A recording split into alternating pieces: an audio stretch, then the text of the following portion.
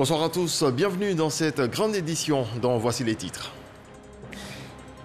La Pâque qui marque la résurrection de Jésus-Christ 3 jours après sa mort a été célébrée ce dimanche dans les lieux de culte en Côte d'Ivoire, occasion d'appeler à la paix et à la cohésion sociale.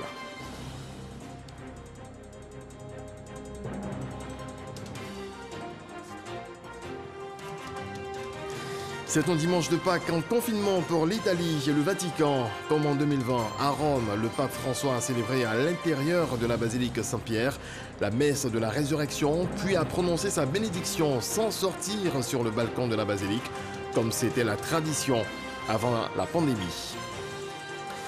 Et puis les habitants de Boyo peuvent pousser un ouf de soulagement. Cette localité située à 5 km de Kouto est connectée au réseau électrique.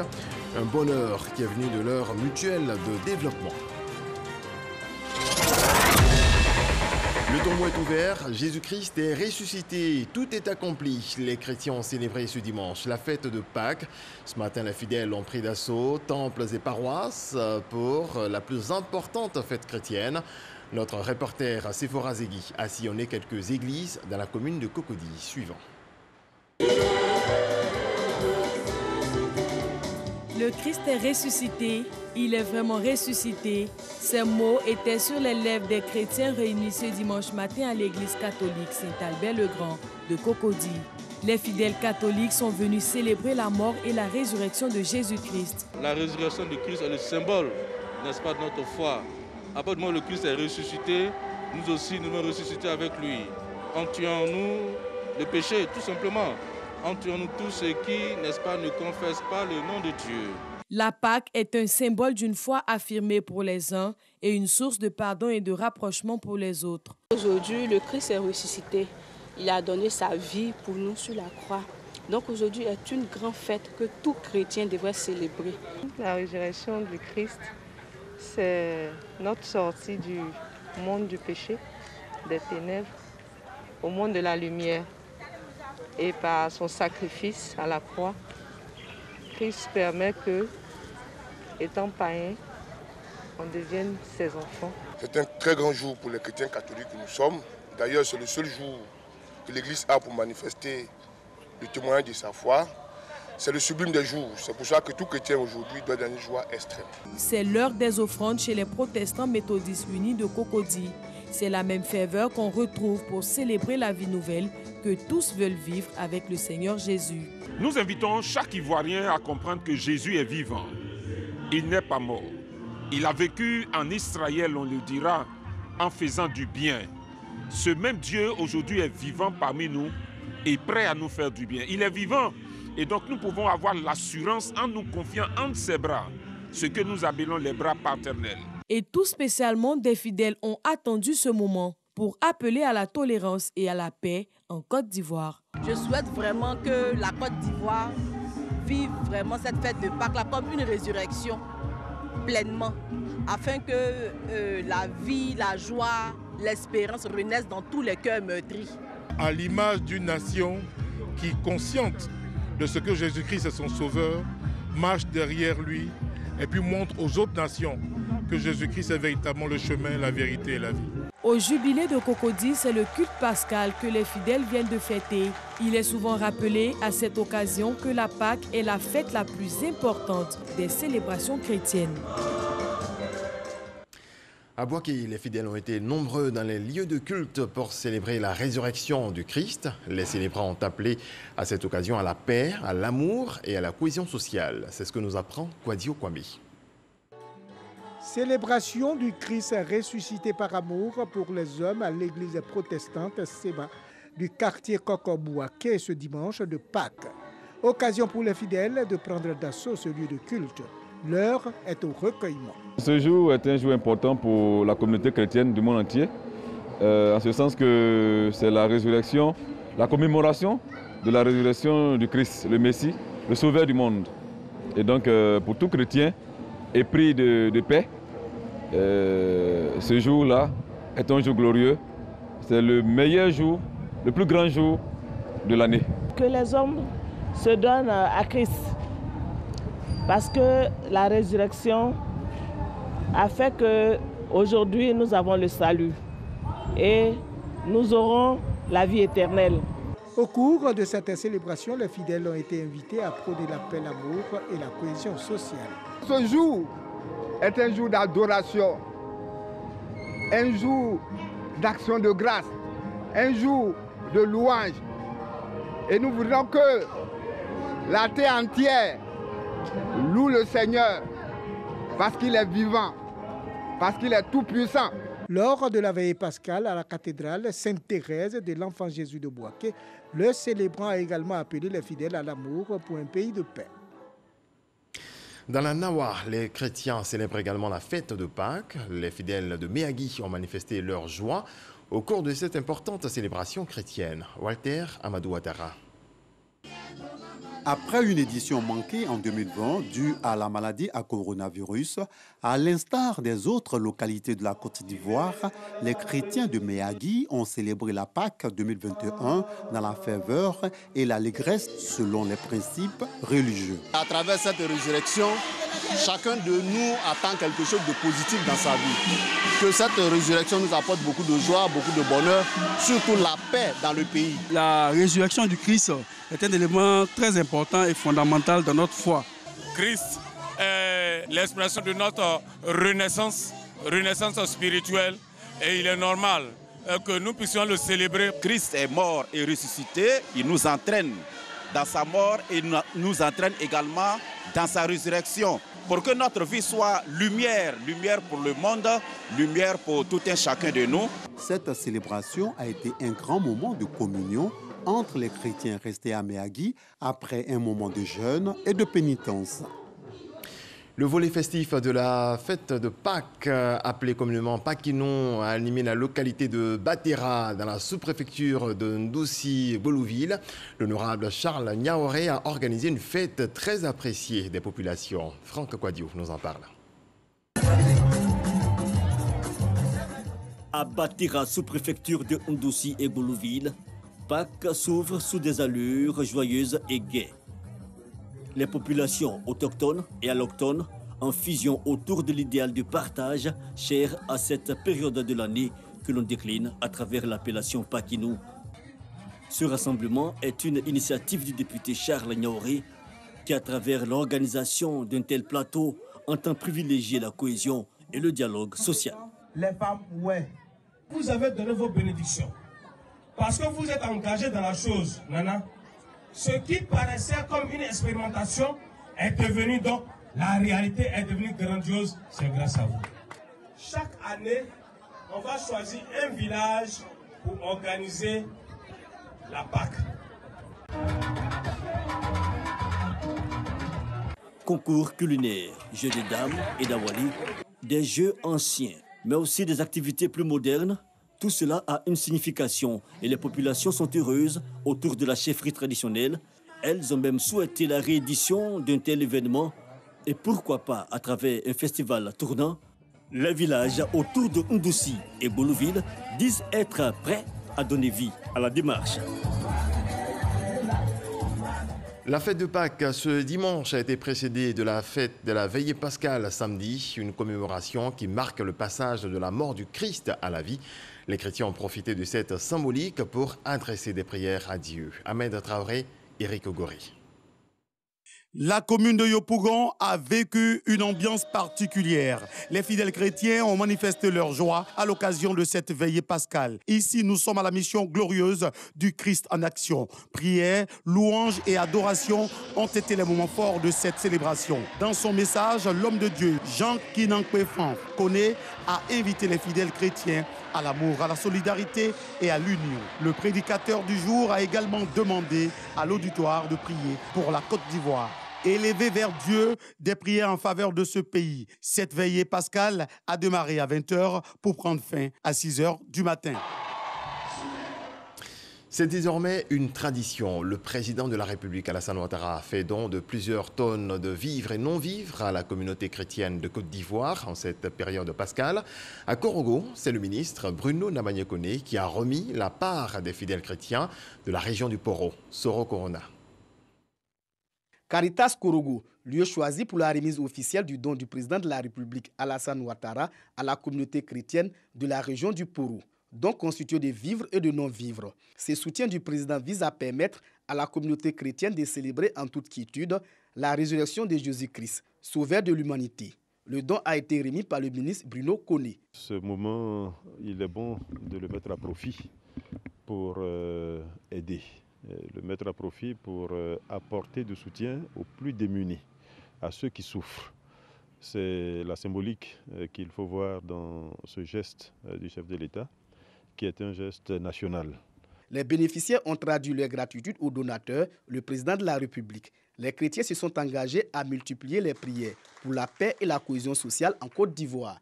Au président, nous disons merci. Ce n'est pas la première fois qu'il pense aux communautés religieuses, aux communautés catholiques de Korogo.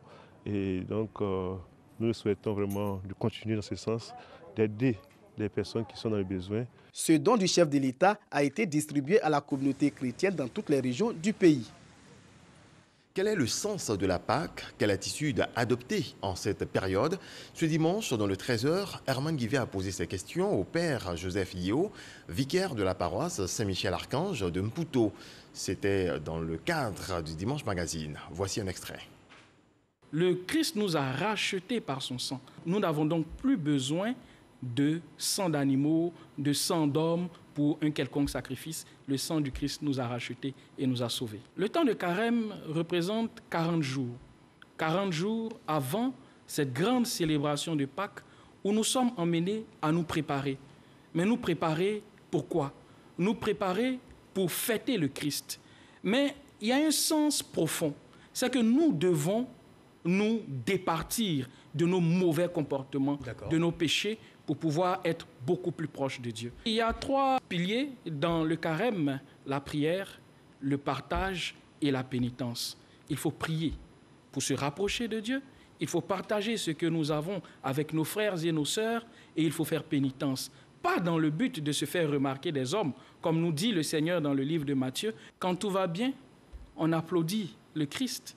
Mais lorsqu'il y a une petite difficulté, en ce moment-là, on crie à mort, crucifie-le. C'est l'occasion de nous rappeler que nous, chrétiens, nous ne devons pas avoir une foi alimentaire, une foi basée sur des besoins primaires ou secondaires, mais nous devons aimer le Seigneur pour ce qu'il est, parce qu'il nous sauve. Et même lorsque nous sommes dans des difficultés, nous devons confier ces difficultés-là au Seigneur, parce que nous savons, puisqu'il est ressuscité des morts, qu'il est capable de nous sauver. La mort du Christ vient nous dire que la mort, l'échec, le deuil, ces calamités n'ont pas le dernier mot, puisque le Christ lui-même a vaincu la mort. Nous n'avons pas à avoir peur. Dieu nous réconcilie avec lui pour que justement les hommes puissent se réconcilier entre eux. Et cela est important. Le chrétien a seulement 2 ennemis, Satan et le péché. Un homme ne peut pas être ennemi du chrétien.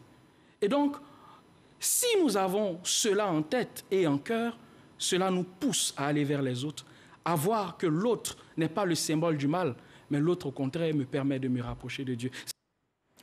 Voyons un autre aspect de la fête de Pâques avec ses retrouvailles entre amis et frères. Des rencontres bien peaufinées. Plusieurs ont opté pour les uniformes pagnes ou t-shirts afin de marquer la célébration d'une pierre blanche. Walter Amadou Ouattara s'intéresse à ce sujet. Regardez.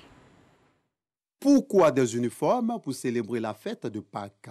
Ces voyageurs retardataires avancent des raisons diverses, mais qui concourent à leur épanouissement pendant les festivités. Comme c'est la fête, on va à Guinangasso Bokana, aller fêter avec mes enfants, voir un peu la famille. C'est pour ça qu'on a porté notre uniforme. C'était notre uniforme de janvier. Comme je voyage avec mes enfants, donc on a décidé de porter. Mon mari même a aussi, mais lui ne pourra pas partir, donc on a porté avec mes enfants. Ça nous permet de nous reconnaître. Il y a des uniformes où on présente le chef. Ces uniformes sont très importants. La preuve en est quand même, on s'en va que tu n'as pas ces uniformes. Ça réduit un peu vraiment beaucoup de choses à toi. Les autres, toi, tu n'as pas. Ça prouve que tu es loin de ces projets-là. Tu es loin de la fête. Rendons-nous dans le centre du pays, précisément à Ndrikro, dans la tribu Bungé, canton Gossan, pour voir de plus près la réalité.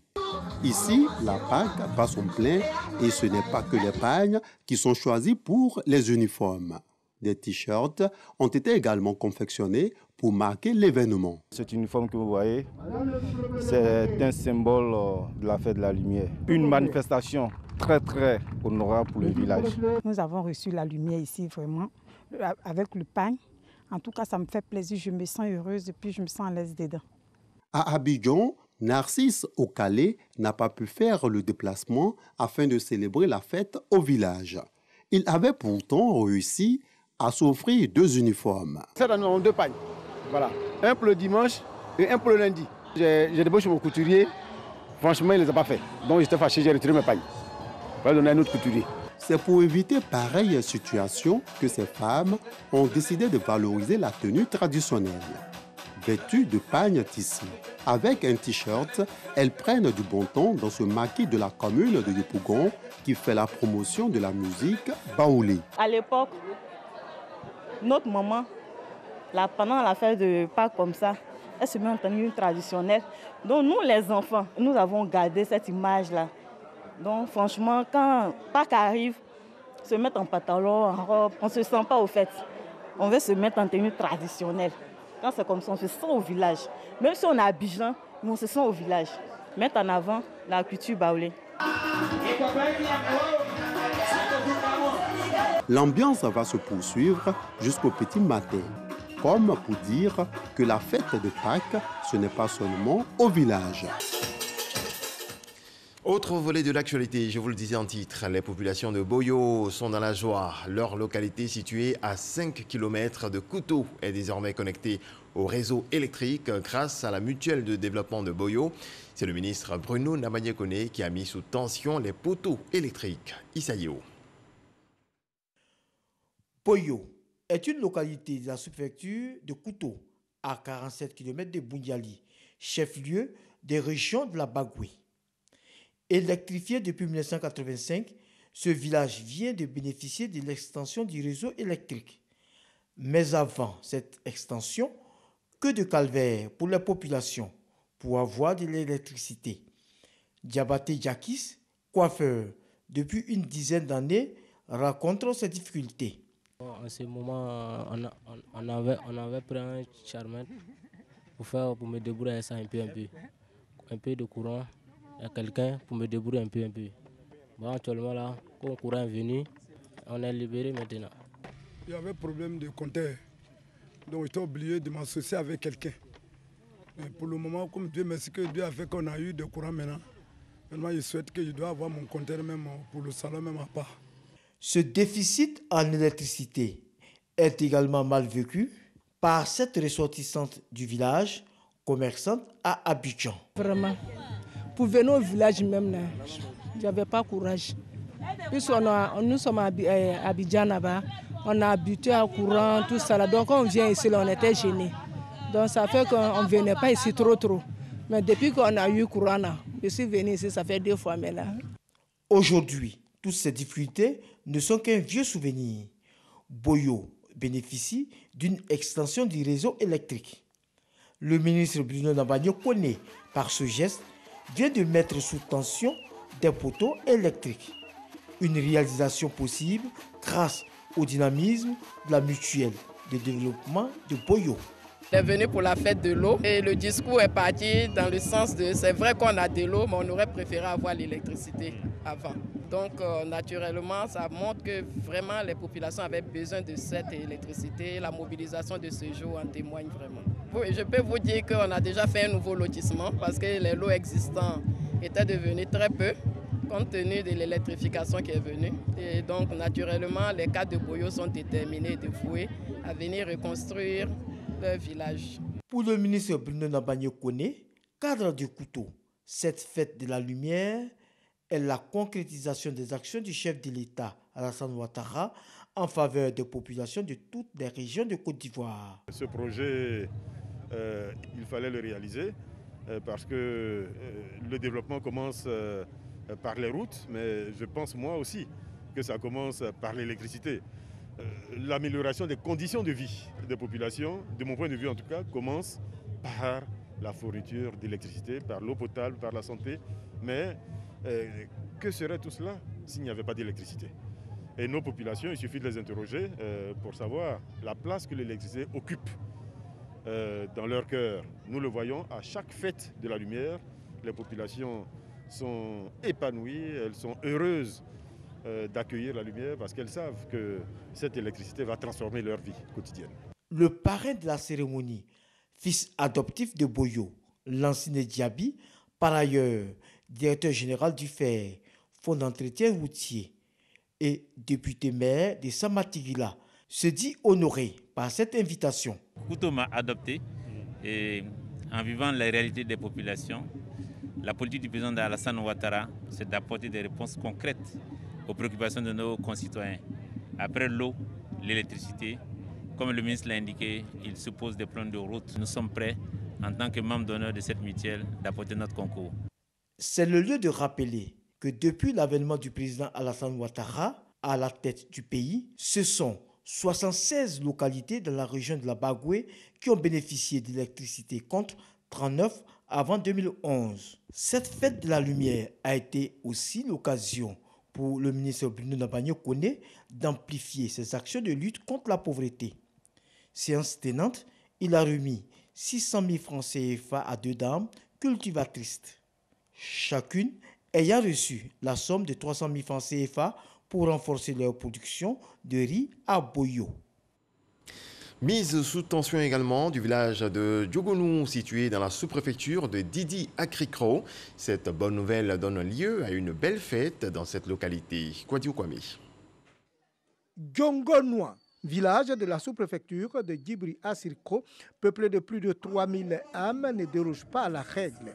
La mutuelle du village a choisi le week-end pascal pour organiser une fête de la lumière.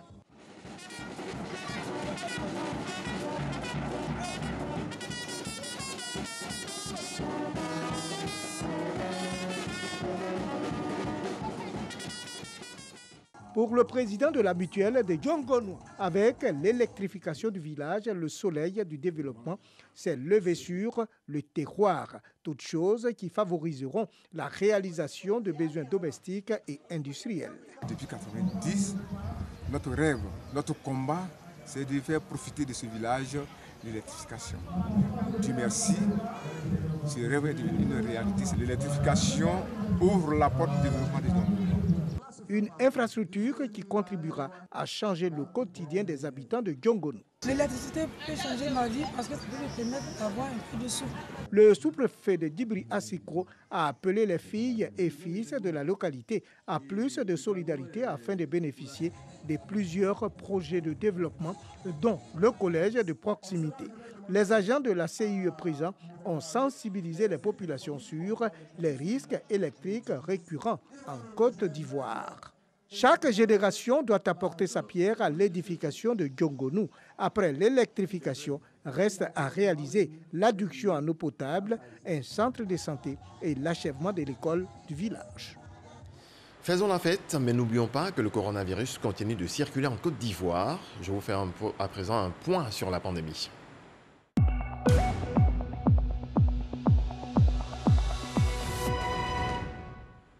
Le ministère de la Santé et de l'Hygiène publique a enregistré ce dimanche 4 avril 2021 131 nouveaux cas de Covid-19 sur 2984 échantillons prélevés, soit 4,4% de cas positifs, 384 guéris et 3 nouveaux décès. À la date du 4 avril 2021, la Côte d'Ivoire compte donc 44 749 cas confirmés, dont 42 071 personnes guéries, 255 décès et 2423 cas actifs. Le nombre total d'échantillons est de 536 109. Le 3 avril, 1883 personnes ont été vaccinées avec un total de 49 642 personnes vaccinées contre le Covid-19 du 1er mars au 3 avril, dont 363 ont reçu la deuxième dose complète, donc ils sont complètement vaccinés. La Côte d'Ivoire reçoit plus de 150 milliards de francs CFA octroyés par le Fonds mondial de lutte contre le sida, la tuberculose et le paludisme pour la période 2021-2023. Il s'agit pour l'institution et les acteurs chargés de la santé en Côte d'Ivoire de maintenir les acquis et parvenir à la maîtrise de ces pathologies. Evelyne Yiboué, Godefroy Okamawa.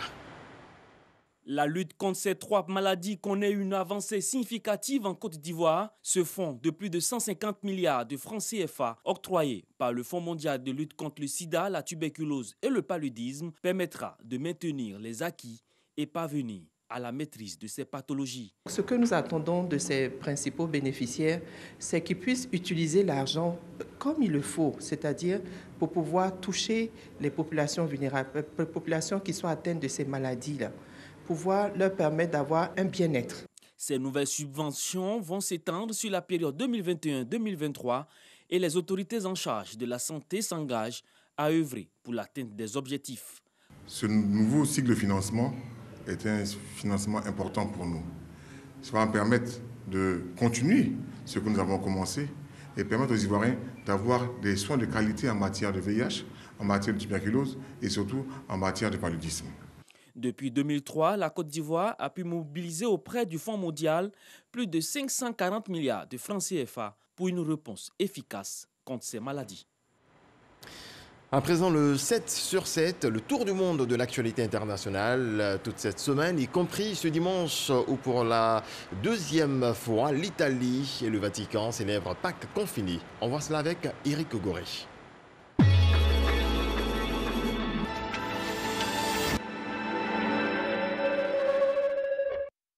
L'organisation État islamique a revendiqué l'attaque perpétrée contre la ville de Palma mercredi 23 mars 2021. Après 3 jours de combat, l'attaque s'est soldée par des dizaines de morts parmi les civils. D'après une déclaration du porte-parole du ministère mozambicain de la Défense, des experts demandent une réaction internationale. Pourtant, Maputo parle plutôt d'une crise interne. Le chef de l'État centrafricain, Faustin Archange, a été investi ce 30 mars pour un second mandat de 5 ans, élu avec 53,96% de voix devant 15 autres candidats. L'investiture du candidat du mouvement Cœur Uni, MCU, a eu lieu devant plusieurs chefs d'État et de gouvernement.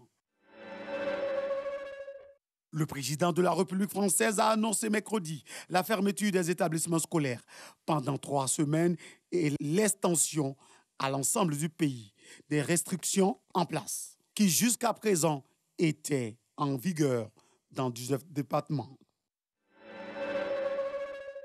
15 millions de doses du vaccin contre la COVID-19 ont été gâchées par une erreur dans une usine américaine de Baltimore. Cet incident pourrait entraîner un retard dans l'approvisionnement aux États-Unis. Mohamed Bazoum a été investi vendredi 2 avril à Niamey. Il succède à Mamadou Issoufou depuis l'indépendance du pays. C'est pour la toute première fois que 2 présidents démocratiquement élus se passent le relais. Malgré cette investiture, l'opposition demeure sur sa position en criant à la fraude électorale. Double attaque terroriste au Mali. L'une contre le MINUSMA, où une vingtaine de roquettes qui se sont abattues sur le camp onusien, dans le centre de la région de Kidal. Un bilan de sources onusiennes fait état de 4 soldats de la paix tués, une vingtaine blessés. En face, une vingtaine de djihadistes tués au même moment. Une autre attaque dans l'extrême nord, à Diafarabé, après Tenanko, dans la région de Mopti, dans un camp militaire malien. Selon l'armée, les assaillants ont été repoussés avec un bilan de 3 soldats maliens tués, une quinzaine de blessés et 5 à 10 assaillants tués. À l'image de l'année dernière, en 2020, à Rome, les liturgies de la Semaine Sainte se sont déroulées dans un contexte de restrictions sanitaires. L'Italie a passé la barre de 100 000 décès liés à la COVID-19. Le pays est entièrement reconfiné depuis samedi et jusqu'au 6 avril. Ce dimanche, le pape François a évoqué les lourdes conséquences de la COVID-19 et de ses restrictions.